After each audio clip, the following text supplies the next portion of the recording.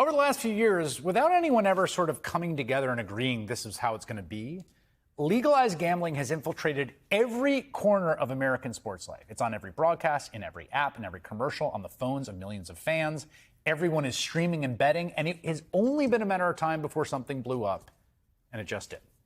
At a Thursday press conference in New York, FBI Director Kash Patel announced more than 30 arrests in what he called a wide-sweeping criminal enterprise that envelops both the NBA and La Cosa Nostra, a formal name for the Italian-American mafia. Patel said the operation targeted illegal gambling and sports rigging that ran for years. Among those arrested was an active NBA coach and player in the NBA, Portland Trail Blazers head coach Chauncey Billups and Miami Heat guard Terry Rozier, two names that no one expected to hear in a mob case.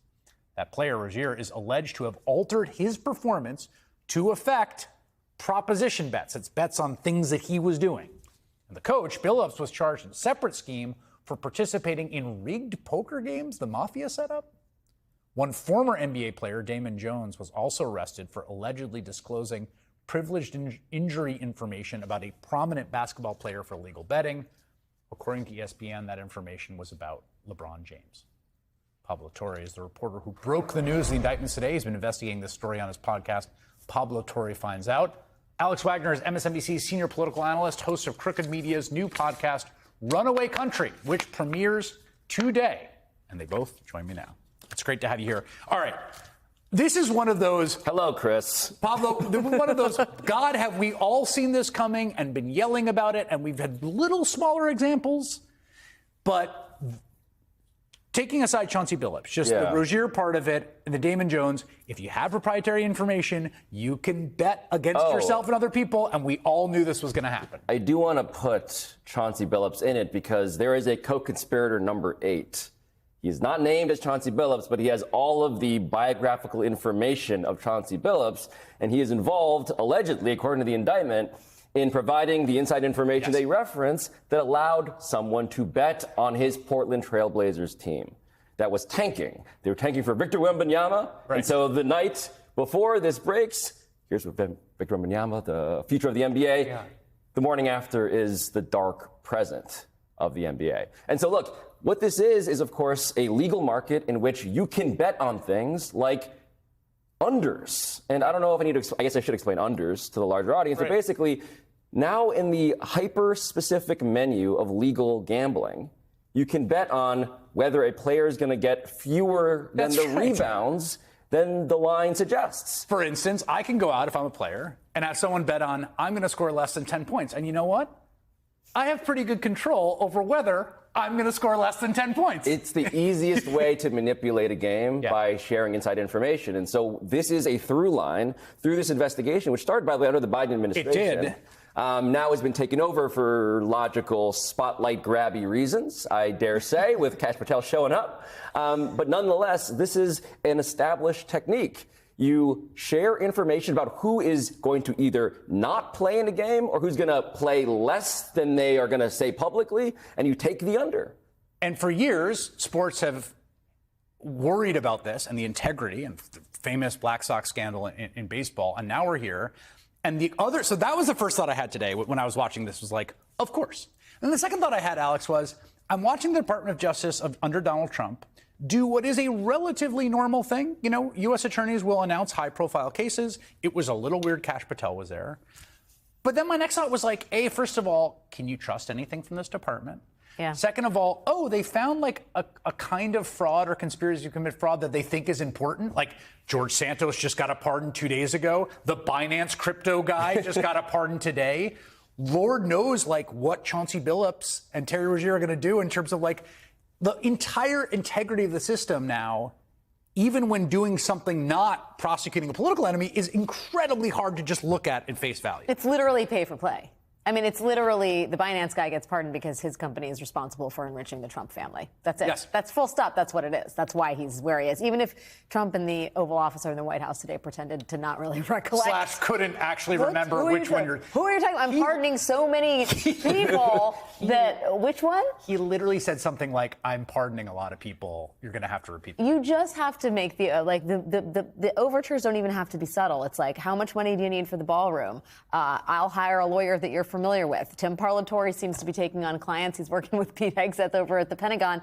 Like, just get a loyalist from inside Trump's circle to represent you in your negotiations and signal that you're ready to throw some cash down. And what does it mean to be indicted? What does it mean to be under investigation? Nothing. And the thing that's crazy, too, with the current Department of Justice is pardons are one thing, which has always been a power there, although he's used them liberally, and he's really focused on the kinds of folks who have had fraud cases, right? Like, but now with the Department of Justice, we saw with the Eric Adams case, presumably if you got the right people to talk to Donald Trump, he could just call the U.S. attorney and be like, drop the case. Oh, yeah. Terry Rozier, his attorney, for the record here, we got a statement from him today, is a man named James Trusty. Jim Trusty? Jim to all of us. Jim to those familiar with Jim, if you know him. Yeah. So, look, there's a playbook, right?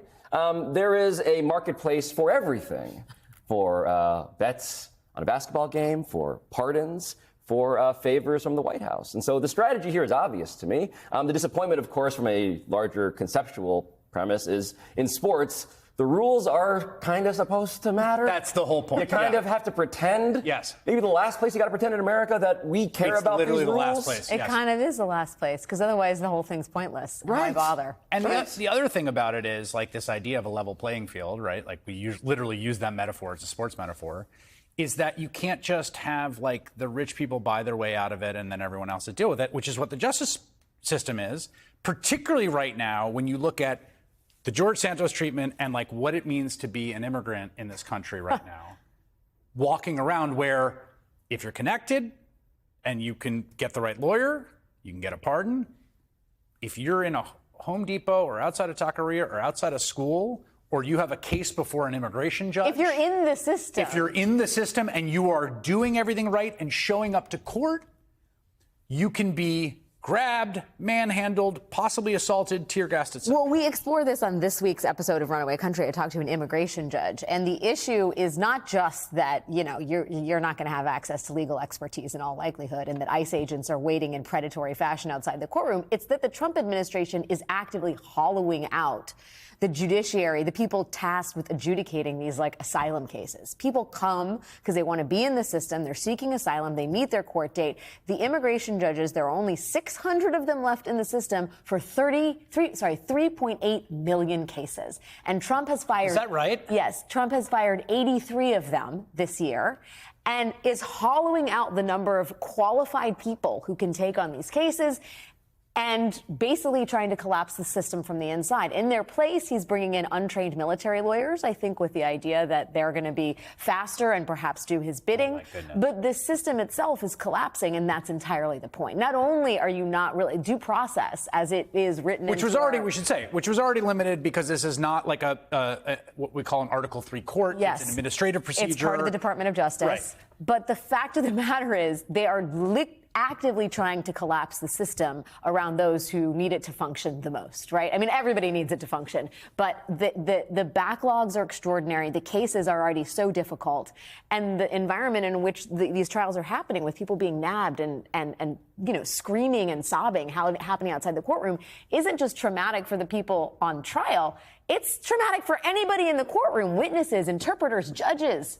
That's how you get people to stop believing in the system. And then you couple that with what we're seeing at the highest levels of, you know, white collar crime, or maybe even what happens at the NBA. And it's like, oh, wow, the system of justice in the United States doesn't maybe really exist anymore. Yeah. The premise of rules. I've never felt more like just a bundle of sports cliches. Right. But truly, where I'm like, in sports, ostensibly, it's the last place where you can't just buy whatever you want. Right. That's right. You really have to earn it. Right. And even if you spend a lot of money, you still got to go out in the field, and you can't buy off the ref, right? It's telling to me that in the NBA, there are two scandals that have overshadowed the actual games. One is this thing that happened today. The other is a story that I've been investigating, the aspiration scandal with Steve Ballmer, which is too long to summarize here, but it People involves... should please Google it. It's incredible, and it's incredible report. Like and subscribe to the YouTube channel. But it's really an investigation into the richest owner in sports and how he's circumventing rules in order to fully leverage his wealth. And the fact that he might get away with that, the fact that this is happening here, it all feels both like metaphor and actual literal reality. Mark Twain's novel that has sort of been used as the appellation for the name, of course, Gilded Age, which he wrote in the late 19th century, a satire about precisely that. Pablo Torre, Alex Wagner. Check out both Runaway America. Runaway Country. Runaway Country. Sorry. It has a YouTube channel too. Runaway Country, like and subscribe. And Pablo Torre finds out. We'll be right back.